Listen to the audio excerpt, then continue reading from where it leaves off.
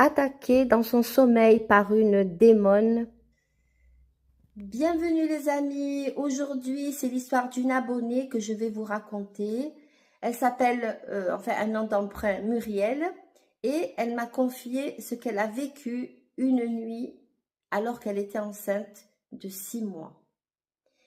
Ce soir-là, elle et son mari étaient invités chez la mère de Muriel, qui habitait non loin de là, à quelques bâtiments dans un quartier. Muriel se sentait pas de partir chez sa mère. Donc, elle a dit à son mari, mais vas-y, vas-y, t'inquiète pas, moi je vais dormir, je vais me reposer, je me sens pas bien. Donc, Muriel est partie se coucher et son mari, en même temps, il est sorti. Muriel, à peine endormie, a entendu des espèces de carillons, a vu des lumières, me dit-elle, des lumières qui tourbillonnaient, et ce son de carillons entêtants. Elle était carrément très très surprise, elle se demandait où elle se trouvait quand tout à coup une entité l'a grippée par le cou.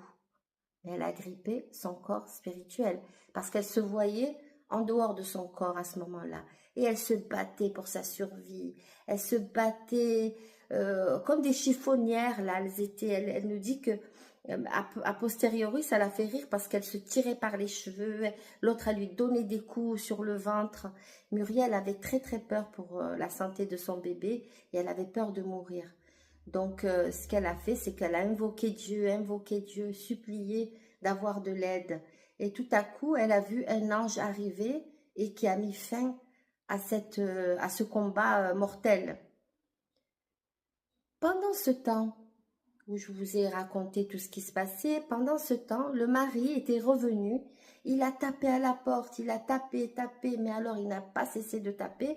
Muriel n'entendait pas. Non, elle n'entendait rien du tout. Le mari a appelé les pompiers. Les pompiers sont venus, ils ont ouvert la porte, ils sont arrivés dans la chambre, ils ont réveillé Muriel, qui était surprise de voir les pompiers. Et là, son mari lui dit, mais j'ai pas cessé de taper, tu ne répondais pas, j'ai eu très peur. Et elle lui a dit, j'étais pas bien, j'étais pas bien. C'est tout ce qu'elle a pu lui dire. Elle lui racontera ça, cette anecdote, en fait, quelques mois plus tard, parce qu'elle était vraiment choquée, choquée. Les jours suivants, elle a eu peur pour son bébé. Elle n'était vraiment pas bien. Mais petit à petit, elle a oublié tout cela.